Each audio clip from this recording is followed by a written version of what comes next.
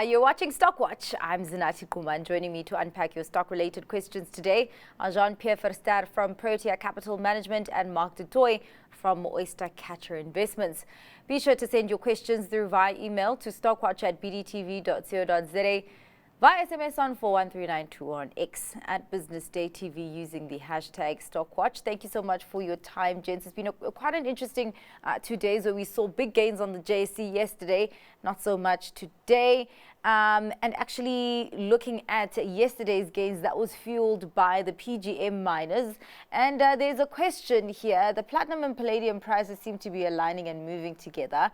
Is it a good time to double up on Sibanye Stillwater? And there are actually two specific questions on Sibanye Stillwater. Quite a big jump yesterday, Mark, although not so much today. Your thoughts? Yeah. Yes, well, yesterday we saw the announcements that in certain countries in Europe they're going to push back the timeline for complying with the zero emissions standards. I think that some of the automakers get a 2-year reprieve. So that's obviously good for PGMs because it means that they will sell more ICE vehicles in the meantime. And I think that's what the market move was about. We didn't actually see as much of a jump in the metal prices. Metal prices normally, they trade more in line with kind of what the trade is in the underlying metals, whereas the stocks price in more of a future kind of a forward-looking view. All right. Well, Sibanye had a huge jump on Monday, along with the platinum counters after weeks of relentless selling pressure. And also, the second part of that is, could the failed possible Russian-Ukraine peace talks or peace deal, and therefore the continuation of the war, have an influence on the spike of platinum stocks? I do hear what Mark is saying about the countries and companies pulling away from their zero emissions targets, but also the Ukraine-Russia war. Does it have any impact on that, JP? One would think it would have, but again, it reminds me of the Sherlock Holmes tale, the dog that did not bark. Okay. And in this case, as Marcus correctly said, why is platinum and palladium not barking? Why aren't they rising? So if there is this idea that there might be some resolution to the war, you would have seen a big move perhaps in platinum and palladium. The irony is that if the war could end soon, and I mean, that's an open question. If you look at the share prices of defense stocks in Europe, that's telling you that actually it's not going to end anytime soon. Then one would actually think that the Russian producers of platinum palladium would start supplying again into the world market, which would depress the prices of platinum and palladium. So things do sometimes feel upside down, where the platinum miners rose. Yes, maybe it's some of the emission news coming out of the EU. But if you are trying to gauge what's happening with the war, you'd actually think that perhaps if Europe is going to step up, it might prolong the war, and that could actually be a boost to platinum palladium. But platinum palladium haven't risen. The dog is not barked. Very interesting. All right. Well, let's get to Shoprite. Can you please get the panel's opinions on why Shoprite's share price dropped after the positive SENS report today? Down 5% as I'm writing this. I actually didn't see that it was down as much as 5%. I think the last time I checked it was 1%. Mark, just that, I guess, disconnect between the share price movement and the numbers. Is there a disconnect?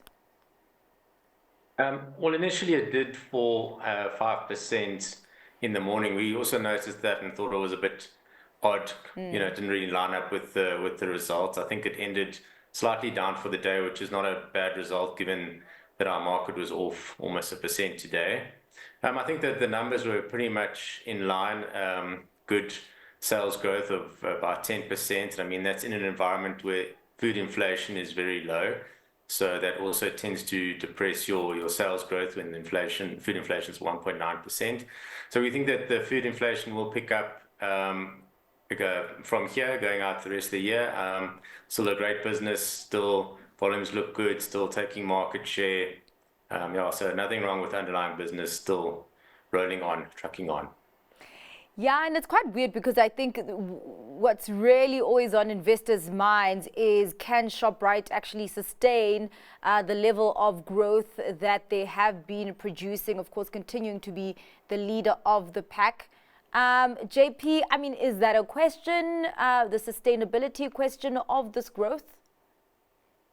Yes, it always is a question, especially for a growth stock like Shoprite. If you look at the price to earnings ratio, it is elevated, I would say, and it's elevated because there is an expectation that there will be above average long-term growth. So it is important. Also, in terms of these intraday moves, which one shouldn't always give a lot of weight to, it did seem like when the US woke up, roughly 4 o'clock, then the Shoprite shares trended down again, and they ended the day down 3.6%.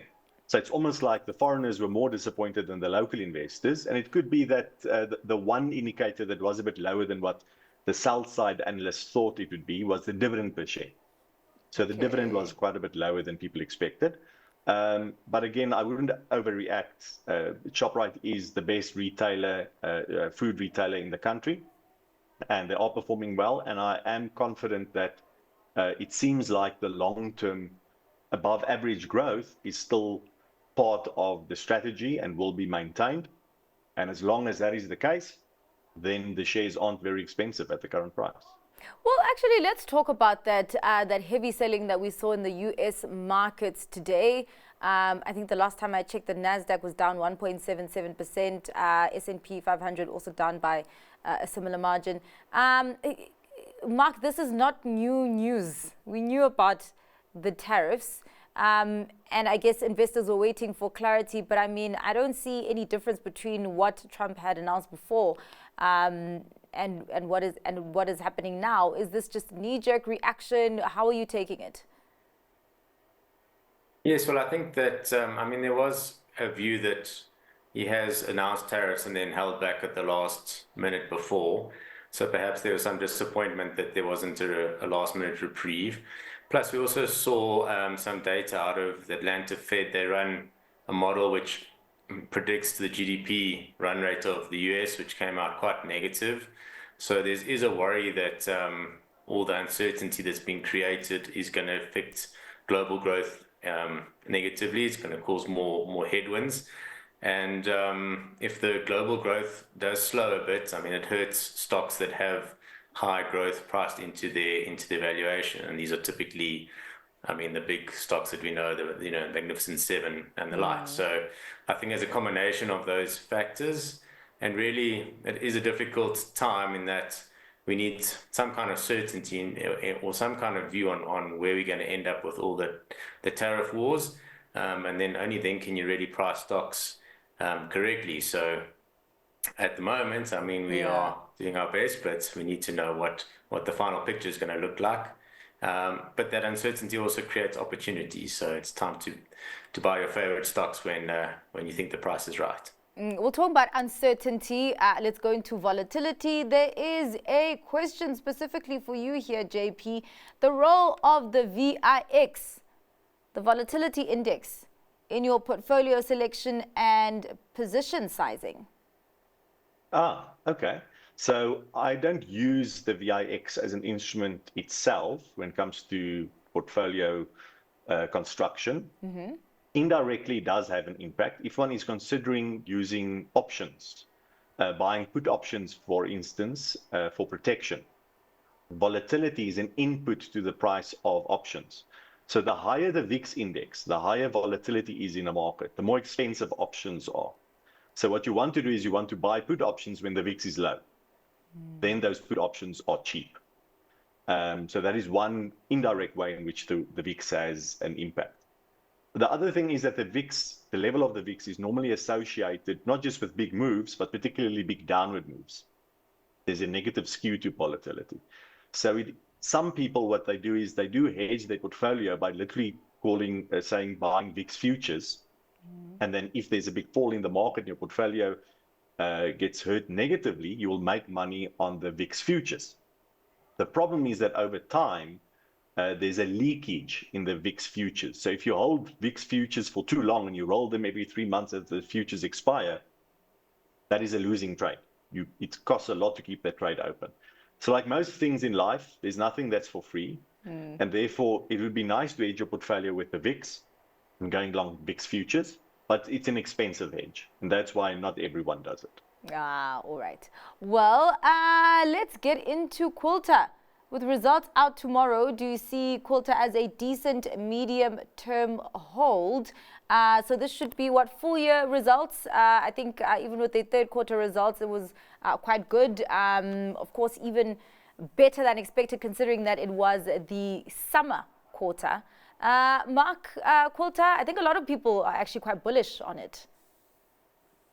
Yes, we also like Quilter. Been through a big replatform I think it's a few years back now, and just looking to add clients and grow the asset base.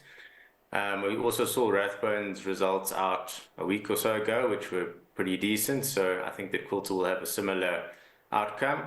And yeah, I mean, I think that obviously if there is a bit of a pullback in global markets, I mean, that's not great for asset management businesses in the shorter term, but I think long term Quilter's well placed, got good market share, and can continue to grow. So yeah, we like Quilter and good offshore earnings for our South Africans. JP, on your side, Quilter? Yes, I would say my view on Quilter is a bit more mixed. I do like the foreign currency exposure, but also some of the competitors have got in a bit of trouble because the advisors of certain other platforms still charged an annual advisory fee while they did not actually meet their client every year. So that's a big no-no if you're a financial advisor. And we saw in the UK what happened when the regulators looked at what happened in the case of taking out finance for buying a car. And things not being disclosed or fees being charged that should not have been charged, that are being seen as unfair to the consumer. So if the regulators look closer at these fees that a lot of advisors charge and say, no, some of these need to be reversed and some adjustments need to be made, that could hurt Quilter to some extent, not as bad as some of the other places like St. James Place. But because of that and the fact that I'm not such a big fan of the Quilter business model, it is at the end of the day a platform, and not as strong a platform, in my opinion, as other type of digital platforms that I'll discuss a bit later in the show, at the end of the show. I would say I'm lukewarm on Quilter. All right. We do have questions, firstly on Aspen and Sasol, and let's start off with the specific question for JP. Have you closed your shorts on Aspen and Sasol? Zanati, you should never ask a lady her age, and you should never ask a male hedge fund manager about his shorts. That's named Jean-Pierre Verster. Sasol was down 8% today. It was. I mean, but I would imagine this is not a surprise, right? Not to everyone. Okay, not to everyone. Obviously, the issues still remain the same, even with the results. When did they come out with the results? A week or 2 weeks ago? Still no change in your view of Sasol, JP? I still believe, unfortunately, that the terminal value of Sasol is close to zero, and that terminal point is coming closer and closer as the gas in Mozambique runs out and the coal quality decreases, and they're trying to increase the coal, but then you have carbon taxes, and then the government gives a little bit relief, but for how long before they do actually need to spend billions of rands to make sure they don't pump all kinds of noxious gases into the air. So, and in the meantime, the US operations are under pressure. People are using less plastics, and the spreads are not very conducive to the type of chemicals they produce at Lake Charles. So, no, I said earlier that I think Shoprite shows value at an elevated PE. I would say Sasol is the opposite. It does not offer value in my mind, even at a very low PE, and that's still my view. Well, from a macroeconomic point of view, Mark, I would think that because now countries and companies are saying that they're pulling out of their zero gas emissions targets, that Sasol would kind of be a beneficiary of that, but seeming that that's not filtering through? Well, I mean, today the oil price was down, so obviously that's really bad for Sasol. And I think that, you know, Sasol actually, in my view, the only time you can buy Sasol is if the chemical markets improve and they can start earning a decent return from their Lake Charles business, in which case they can pay off their US dollar debt. And unfortunately, the chemical prices just, they seem to have found a floor, but they haven't started to increase. And now, I mean, with tariffs, it's another story, you know. So we don't know. I mean, that could potentially be good for Sasol if there's some kind of tariff benefits the operation in the US. I mean, that would be a great benefit. The other benefit that could happen, which seems unlikely at this point, is that the South African carbon tax can be rolled back further, which is an immediate free cash flow benefit for Sasol in the medium term. So those are two things to look out for, but at the moment, there just isn't any good news on the horizon for Sasol, unfortunately. There were good news on Aspen yesterday, and that share was up about 12-13%. It is down slightly today, just over 3%. But really, really good buying activity yesterday. JP, of course, as South Africans, we now have exposure to the GLP-1 drugs, Eli Lilly's Mounjaro. Your thoughts on Aspen? Yes, I think it was a bit of a relief rally yesterday, a bit of a knee-jerk reaction on the back of results that did not disappoint. Although, you know, there were actually two sets of results, two numbers you could look at. You could look at the constant currency performance, or you could look at the as reported performance. And the rise in the share price meant that those who looked at the constant currency performance were very pleased, while those who looked at the reported currency performance were maybe less pleased. And you saw some of that gain from yesterday given back today. So I would still wait and see. I mean, they're not making the type of margins on the Mounjaro injectors that the likes of Eli Lilly are making on them, or Novo Nordisk with their products. It's still, call it, more a manufacturer's margin than a intellectual property type margin, but still not bad. And I think Aspen has allayed a lot of fears that people might have had, that thought that maybe yesterday's results could have been disappointing, which they were. Which group were you part of, Mark? The constant exchange rates numbers, or the other one? Well, look, I mean, we don't like constant currency reporting. I mean, it does give you some information about the operations of the business, but I think if companies hide too much behind constant currency earnings, and particularly when they have businesses in countries with high inflation rates where the currencies will depreciate over time, I mean, then you're overstating your earnings if you talk about constant currency earnings. But in Aspen's case, I mean, we are bullish Aspen. I mean, we think that they will be able to fill up their capacity, and as they increase the usage of their manufacturing capacity, I mean, that falls down to the bottom line, and earnings growth will look good. So yeah, I mean, we are backing Stephen Saad to fill up the capacity and to deliver the earnings. He's been quite bullish, and we think he'll prevail. All right. Well, gents, let's get on to telecoms. MTN, what is the outlook for MTN over 12 to 24 months? That's one that a lot of buying activity has been present in. Of course, though it is down over 2% today, but really, not too much of a dip considering the upward trend that we have seen recently. JP? Yeah, so again, it was mentioned earlier today that the oil price was down quite sharply. Now, that's not great for a lot of African economies, including economies that MTN operate in. So, one would prefer higher oil prices for a lot of those African countries that would release pressure on their currencies, for instance. So things aren't going the way of MTN, at least today, and as long as there's pressure on the oil price. For me, telcos, I've looked at telcos all over the world, and they more or less all take the same journey over time. Very strong growth at the beginning. Then you have different technologies they need to invest, and they get a relatively high return on assets at the beginning years. And then later on, they get to the saturation point of the users, but they need to refresh their technology infrastructure every few years, and then things go sort of into reverse, where your returns actually decrease over many years. And it first looks like a utility where things go sideways, and then ultimately things actually go down. So MTN for me is past the top point, the equinox of this journey, and therefore from here on out, I would see decreasing returns from MTN. The same for Vodacom. Although Vodacom is doing something interesting in South Africa with their contract renewals, where they're building in effectively a price increase.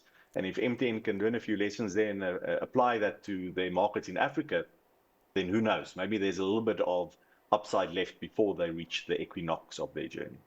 Well, how much attention goes into Blue Label Telecoms?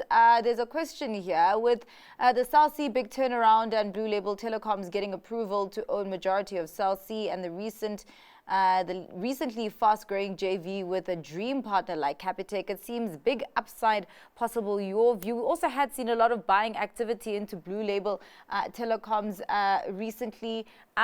Is this one to look at this point? Is it moved? Yeah, I wouldn't imagine that it's moved in the same kind of trend as the other telecoms companies. Mark? Yeah, so I mean, Blue Label's been for a while a very complicated set of financials to try and work out. I mean, it should actually start now to get, I think the next set of results will be a lot cleaner, that we can actually analyze more easily. I think the Blue Label is, it's undervalued as a company, but it's got kind of like good medium-term prospects, and then further out, it looks a bit more murky. I mean, the deal with Capitec, Capitec's definitely going to be the winner in that negotiation longer term, and the prospects for Cell C also, I think there's a bounce back opportunity, but medium term to longer term also under pressure, given just the dominance of MTN and Vodacom in our market. So yeah, I think that it is a cheap stock, but it might be cheap for a reason. Medium term, I think you could get a bounce. Longer term, less optimistic for Blue Label. All right. Well, gents, let us get to your stock picks for today. JP, what are you betting on? I am picking a share listed in London, Zanati, and whenever I buy or pick international shares, it's always useful to think, isn't there a business model in South Africa that I might be more comfortable with and might know that is similar? So the company is called Rightmove, and it's a similar business model to privateproperty.co.za in South Africa. It's an online platform. We spoke about platforms earlier. Yeah. The thing about a platform is you need to be dominant. And once you are dominant, you can make a lot of money as a platform. Now, Rightmove is the dominant online property platform in the UK. If anyone's looking for property, it's the first website they go to, dominant market share. They connect buyers and sellers of property. They obviously have got fees, whether it's a brokerage fee or a listing fee or all kinds of fees. They have moved into mortgages as well, take a mortgage origination fee. And a Australian group, the RIA Group, owned by Rupert Murdoch, actually tried to buy them a few months ago, but were rebuffed. And Rightmove came out with very good results last week. So they are chugging along, and I wouldn't be surprised if RIA Group tries again to do something here. But in the meantime, you're getting very high returns, nice growth, a dominant platform, and hard currency earnings from a South African perspective. So that's why Rightmove is my pick tonight. All right. What are you choosing today, Mark? So yes, I'm choosing Absa tonight. So we saw Nedbank reporting today a nice set of results, credit losses coming down, and that is going to be very positive if Absa can show the same, which we think that they will. This set of numbers, earnings growth, expecting 4%, but I think from here Absa has the ability to grow closer to 9, even 10% a year. Plus you're getting an 8% dividend yield, so that's a 17-18% return. And I think that Absa has a lot of opportunity if they can get the right team in there. The business can be improved. There's a lot that they can learn from their peer group and what they've done in the apps that Capitec have rolled out, and even the app that Nedbank has. Absa can also do a similar thing. They just need the guys to catch the vision, and hopefully that the new CEO, appointment which we're not expecting now, but will come maybe later this year, will will be someone who can take the group and really deliver on the opportunity that they have. All right. Well, thank you so much, gents, for your analysis today. There are a few questions that we did not manage to get through, including ASML, Hudeco, Ascendus. Stockwatch is back tomorrow, but do remember on Wednesdays we do pre-record it at 1. So please just send your questions tonight or tomorrow morning so that we can get them on time. That is all for tonight's Stockwatch. Thanks to our guest, Pierre Verster from Protea Capital Management and Mark Du Toit from Oyster Investments. Up next, the close. Stay watching.